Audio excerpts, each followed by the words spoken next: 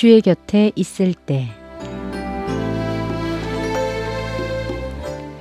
주의 곁에 있을 때 매주 수요일 이 시간에는 부천 심곡제일교회 최선 목사님의 말씀으로 함께합니다.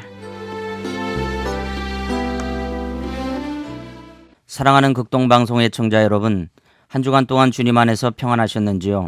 오늘은 요한복음 11장 25절에서 26절을 중심으로 영혼이 살려면 이라는 제목으로 말씀드릴 때 영적인 하나님을 만나시기를 바랍니다.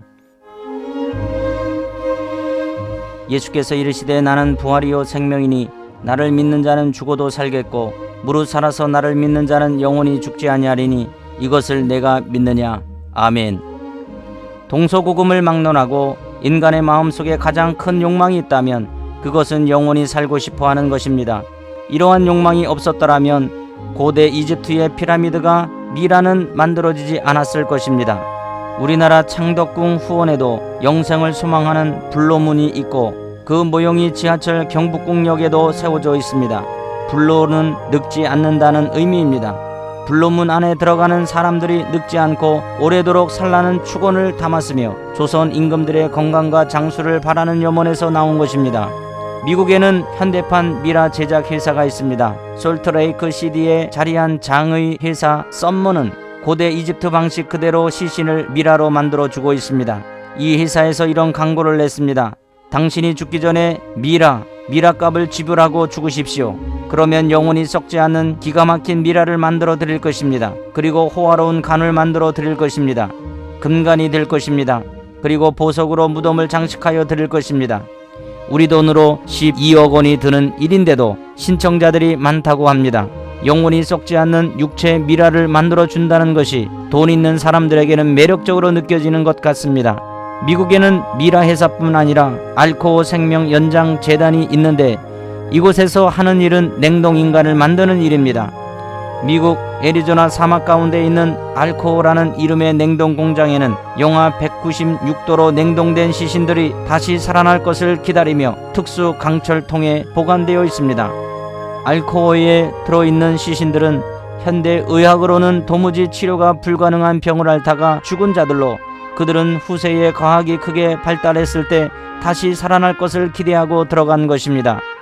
알코오에 들어가려면 비용이 우리 돈으로 3억에서 4억 정도가 든다고 하는데 역시 신청자가 많다고 합니다. 미라를 만들고 알코오에 들어갈 정도로 인간은 오래 살고 싶어하며 영원히 살고 싶어합니다. 하지만 그런다고 해서 영생을 얻을 수 있는 것은 결코 아닙니다. 인간 스스로 영생할 수 있는 길은 없습니다. 하지만 예수님은 우리에게 영생의 길을 말씀하고 계십니다. 그러면 우리는 어떻게 해야 영원히 살 수 있을까요? 우리 육체로는 영원히 살 수 없다는 사실을 깨달아야 합니다. 마태복음 16장 26절을 보면 예수님은 사람이 만일 온 천하를 얻고도 제 목숨을 잃으면 무엇이 유익하리요? 사람이 무엇을 주고 제 목숨과 바꾸겠느냐라고 말씀하고 계십니다.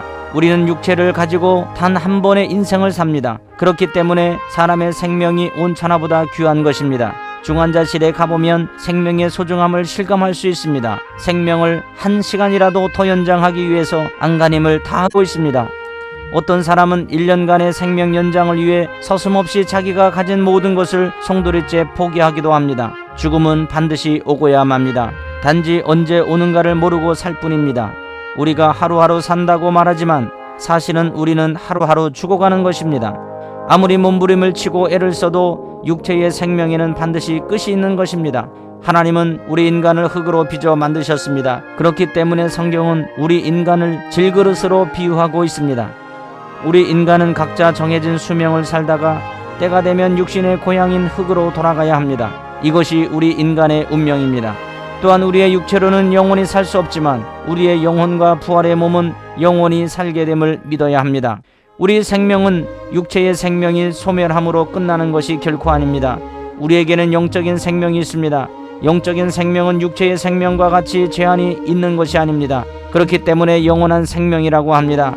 그런데 우리의 영혼만 영원히 사는 것이 아닙니다. 우리의 육체도 예수님께서 부활하셔서 새로운 몸을 입으신 것처럼 새로운 몸을 입고 영원히 살게 되는 것입니다. 예수님은 변화산에 오르셨을 때 제자들 앞에서 변화되셨습니다. 얼굴이 해같이 빛나며 옷이 빛과 같이 휘어졌습니다.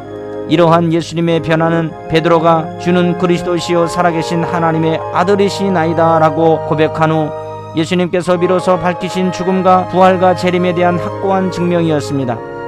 이때로부터 예수 그리스도께서 자기가 예루살렘에 올라가 장로들과 대제사장들과 서기관들에게 많은 고난을 받고 죽임을 당하고 제3일에 살아나야 할 것을 제자들에게 비로소 나타내시니 진실로 너희에게 이르노니 여기 서 있는 사람 중에 죽기 전에 인자가 그 왕권을 가지고 오는 것을 볼 자들도 있느니라고 말씀하셨습니다. 예수님의 변화는 우리 모든 성도들에게도 해당되는 것입니다. 우리도 나중에 주님께서 다시 오실 때 육체의 변화를 경험하게 될 것인데 그때 우리의 몸은 변화산에서의 예수님의 몸과 같이 그렇게 변화될 것입니다. 무디 목사님이 젊은 시절에 갑자기 장례식 설교를 준비했던 적이 있었습니다. 무디 목사님은 예수님께서 어떻게 장례식 설교를 하셨는지 참고하기 위해서 열심히 사복음서를 읽었지만 호사였습니다. 예수님 앞에서는 장례식이 없었습니다. 죽은 자들을 다시 살리셨기 때문입니다. 예수님은 해당장 야이로의 죽은 딸을 살리셨고 나인성 가부의 죽은 아들을 살리셨습니다. 그리고 죽어서 나흘이 되어 냄새가 나는 나사로를 살리셨습니다. 예수님은 나사로의 무덤 앞에서 큰 소리로 나사로야 나오라고 불렀습니다. 그러자 죽은 나사로가 수족을 배로 동인 채로 걸어 나왔습니다. 지금도 그렇습니다. 빛이 비치는 곳마다 어둠이 물러가듯이 부활이요 생명이신 예수님이 가시는 곳마다 부활의 역사, 생명의 역사, 치유의 역사, 회복의 역사가 일어나는 것입니다. 예수님은 죽은 자들을 살리실 뿐만 아니라 죽은 자들 가운데서 다시 살아나셨습니다.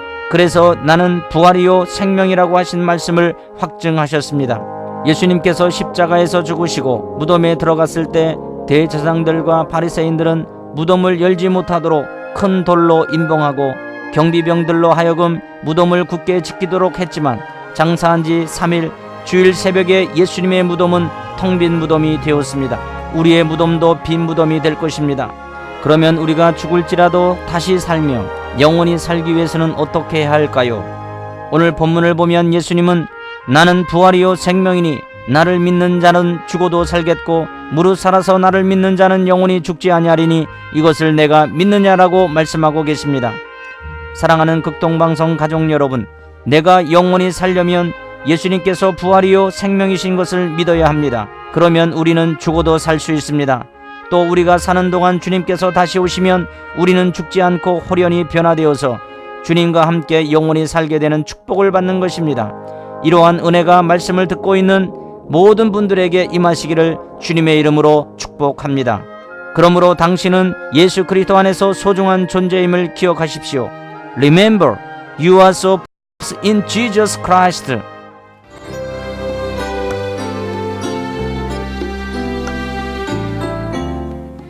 주의 곁에 있을 때 지금까지 부천 심곡제일교회 최선 목사님의 말씀으로 함께했습니다.